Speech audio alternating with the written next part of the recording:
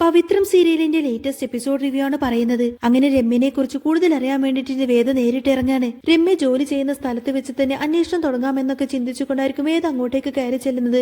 എന്നാൽ അവിടെ ഇരിക്കുന്ന HR മാനേജർ വേദയുടെ ഫ്രണ്ട് ആയിരിക്കും. അതുകൊണ്ട് തന്നെ വേദയെ നല്ല രീതിയിൽ തന്നെ ഹെൽപ്പ് ചെയ്യുന്നുണ്ട്.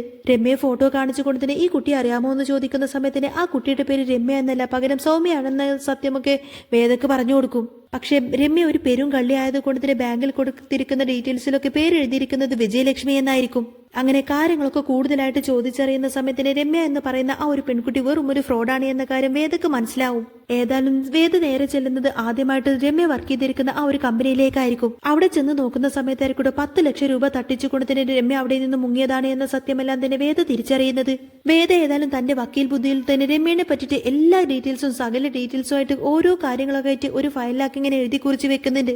രമ്യ ശരിക്കും ഒരു തനി ഫ്രോഡാണ് എന്നതിന്റെ സകല ഡീറ്റെയിൽസും ഇപ്പൊ വേദയുടെ കയ്യിലുണ്ടായിരിക്കും. ഇതേ സമയത്തിന് ശ്രീകാന്ത് ആകെ ടെൻഷനിലാണ്. കാരണം വേദ രണ്ടും കൽപ്പിച്ചുകൊണ്ട് തന്നെ വിക്രമിനെ പുറത്തിറക്കാൻ വേണ്ടിയിട്ട് വിക്രമിന്റെ ഭാഗത്ത് യാതൊരു തെറ്റുമില്ല എന്ന് തെളിയിക്കാൻ വേണ്ടിയിട്ട് ഓരോ കാര്യങ്ങൾ അന്വേഷിച്ചിറങ്ങിയിരിക്കല്ലേ. വേദ എങ്ങാനും ഇനി സകല സത്യം കണ്ടെത്തുമോ എന്നൊക്കെ ചിന്തിച്ചുകൊണ്ട് തന്നെ ശ്രീകാന്ത് ആകെ ടെൻഷനായിരിക്കും. ഏതായാലും വേദയല്ല ആള് വക്കീൽ ബുദ്ധിയിൽ തന്നെ ഇതെല്ലാം തന്നെ കണ്ടുപിടിക്കുന്നുണ്ട്. ശ്രീകാന്തിന്റെ അക്കൗണ്ടിൽ നിന്നാണ് ഇത്രമാത്രം പണമെല്ലാം തന്നെ രമ്യയുടെ അക്കൗണ്ടിലേക്ക് ചെന്നിരിക്കുന്നത് എന്ന സത്യമെല്ലാം വേദ കണ്ടുപിടിക്കും. അതുപോലെ തന്നെ ഈ ഒരു കേസിന്റെ പിന്നെ സാബു എസ്ഐക്കുള്ള പങ്ക് പോലും വേദ കണ്ടെത്തുന്നുണ്ട്. അങ്ങനെ സകല ഡീറ്റെയിൽസ് എല്ലാം കളക്ട് ചെയ്തതിന് ശേഷം വേദ നേരെ പോലീസ് സ്റ്റേഷനിലേക്ക് കയറി ചെല്ലുന്നത്. എന്നാൽ അന്വേഷണത്തിനിടയിലായിരിക്കും വിനായകന് പോലും ഈ ഒരു കാര്യത്തിൽ ചെറിയ പങ്കുണ്ട് എന്ന കാര്യം വേദ തിരിച്ചറിയുന്നത്. ഏതായാലും സകല ഡീറ്റെയിൽസും കാര്യങ്ങളും എല്ലാം തന്നെ ഒരു ഫയലിലാക്കിക്കൊണ്ട് തന്നെ ഈ ഒരു രേഖകളെല്ലാം തന്നെ മേലുദ്യോഗസ്ഥന്റെ കയ്യിലേക്ക് കൊണ്ടുപോയി കൊടുക്കുകയാണ് വേദ. ഇതേ സമയത്ത് തന്നെ കാണിക്കുന്നത് വിക്രമിനായിരിക്കും. വിക്രം ആ ഒരു ഗുണ്ടകളെ കാണാണ്. തന്നെ അടിച്ചോടിച്ചിട്ട് ആ ഒരു ഗുണ്ടകളെ കാണുന്നുണ്ടെന്ന് മാത്രമല്ല അവരെ നല്ല രീതിയിൽ തന്നെ വിക്രം നേരിടുന്നുണ്ട്. എന്നാൽ ഇതേ സമയത്ത് തന്നെ വേദ പോലീസുകാരുമായിട്ട് കുറ്റം ചെയ്തവരെയൊക്കെ പിടിപ്പിക്കപ്പെടാൻ വേണ്ടിയിട്ട് അവരുടെ അടുത്തേക്ക് വരുന്നുണ്ടെന്ന് മാത്രമല്ല പോലീസുകാരെ കൊണ്ട് അവരെയൊക്കെ ചേർത്തിട്ട് അറസ്റ്റ് ചെയ്യിപ്പിക്കും.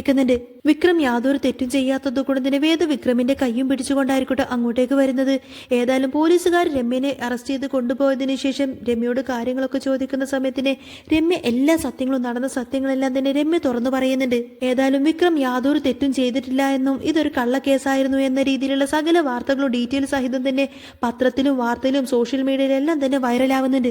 ഈ സത്യമെല്ലാം തന്നെ സുധാകര മാഷും കമലമ്മയും എല്ലാവരും അറിയുന്നുണ്ടെന്ന് മാത്രമല്ല ആ ഒരു സന്തോഷവേളയിൽ തന്നെ ആയിരിക്കട്ടോ വിക്രമിന്റെ കയ്യും പിടിച്ചുകൊണ്ട് തന്നെ വേദ അകത്തേക്ക് കയറി ചെല്ലുന്നത്. വിക്രം തെറ്റുകാരനല്ല എന്ന് ഞാൻ തെളിയിക്കും, അതിനുശേഷം മാത്രമേ ഞാൻ ഈ വീട്ടിലേക്ക് തിരിച്ചു വരുള്ളൂ എന്നൊക്കെ പറഞ്ഞുകൊണ്ടായിരിക്കും വേദ ഇവിടെ നിന്ന് പോയിരിക്കുന്നത്. അതുകൊണ്ട് തന്നെ വേദ വിക്രമിന്റെ കയ്യും പിടിച്ച് അങ്ങോട്ടേക്ക് കയറി വരുന്ന സമയത്തിന് സുധാകര മാഷ് ഭയങ്കര സന്തോഷത്തിൽ ഒന്നും മിണ്ടാതെ തന്നെ നിൽക്കുമായിരിക്കും. എന്നാലും എന്റെ മോനെ ഞാൻ ഇത്രമാത്രം കുറ്റപ്പെടുത്തിയല്ലോ എന്ന കുറ്റബോധമാണ് മാഷിന്റെ മനസ്സിൽ. കമലമ്മയ്ക്ക് ഏതായാലും വേദയുടെ പ്രവൃത്തിയെല്ലാം കാണുന്ന സമയത്തിന്റെ ഭയങ്കര സന്തോഷം അഭിമാനമൊക്കെ തോന്നിപ്പോവും. ഏതായാലും വേദ വിക്രമിനെ കുറ്റവിമുക്തനാക്കിക്കൊണ്ടതിന് ജയിലിൽ നിന്ന് തിരിച്ചു കൊണ്ടുവരുന്നതോടുകൂടെ തന്നെ പിന്നീട് അങ്ങോട്ട് പവിത്രത്തിൽ അടിപൊളിയായിട്ടുള്ള സൂപ്പറായിട്ടുള്ള ത്രില്ലിംഗ് ആയിട്ടുള്ള എപ്പിസോഡൊക്കെ തന്നെയാണ് വരാൻ പോകുന്നത്. അപ്പോൾ നിങ്ങൾക്ക് ഈ ഒരു ചാനൽ ഇഷ്ടമാവുകയാണെങ്കിൽ സബ്സ്ക്രൈബ് ചെയ്യാനും സപ്പോർട്ട് ചെയ്യാനൊന്നും മറക്കല്ലേ.